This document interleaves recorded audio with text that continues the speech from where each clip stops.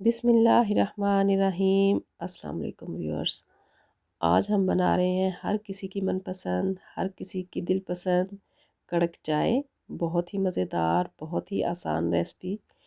चाय तो हर कोई बना लेता है, लेकिन हर किसी के बनाने का तरीका अलग होता है। इंग्रेडिएंट तो वही होते हैं, चीनी, पत्ती, इलायची और दूध, लेकिन तरीका मुख्तलिफ होता है थोड़ा।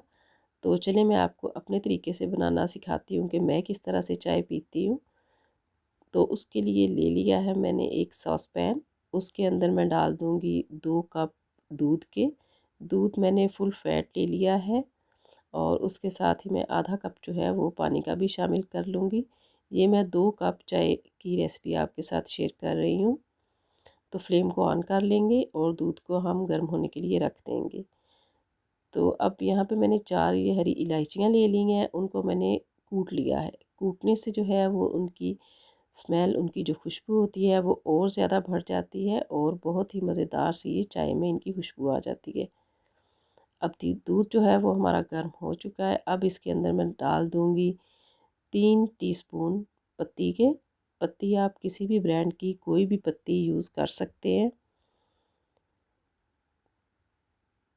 और इस तरह से अब हम इसको मिक्स कर लेंगे और फ्लेम को मैंने यहाँ पे मीडियम रखा हुआ है।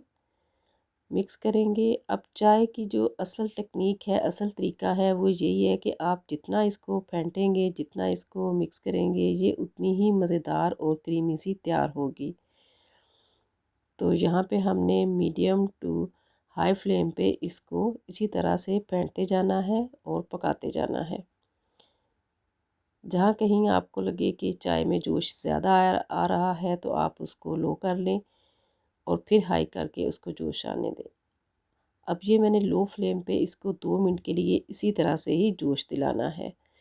तो इस तरह से जो चाय की जो पत्ती है उसका बहुत ही खूबसूरत सा कलर देखें निखर के आ रहा है सामने। इस तरह की चाय अगर आप पिए तो यकीन करें हर तरह की थकावट जो है वो आपकी उतर जाती है।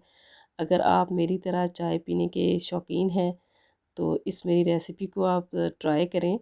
यकीन करें बहुत ही मज़ेदार और गाढ़ी सी चाय आपको पीने को मिलेगी। तो ये देखें बहुत ही खूबसूरत सा जो चाय का कलर है वो निकल के सामने आ रहा है। और अब इसके अंदर मैं डाल दूँगी 3 टेबलस्पून चीनी के। चीनी आप अपनी मर्ज़ी के हिसाब से शामिल कर सकते हैं, कम या ज़्यादा, या कुछ तो फीकी पीना भी प्रेफर करते हैं तो आप चीनी को स्किप भी कर सकते हैं। तो अभी हम फिर इसको इसी तरह से मिक्स करेंगे।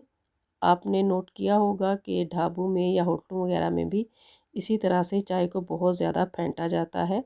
इससे ही जो पत्ती का असल टेस्ट है वो निकल के सामने आता है। तो ये देखिए बहुत ही मज़ेदार सी हमारी चाय तैयार हो रही है।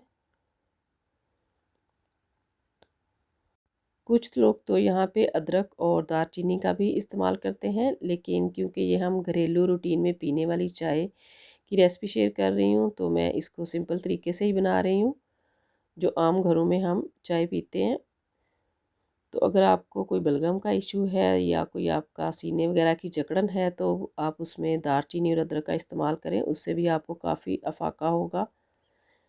तो ये देखें बहुत ही मज़ेदार सी हमारी कड़क चाय रेडी हो चुकी है। अगर आपको मेरी रेसिपीज़ अच्छी लग रही हैं तो प्लीज़ लाइक करें, शेयर करें। शुक्रिया।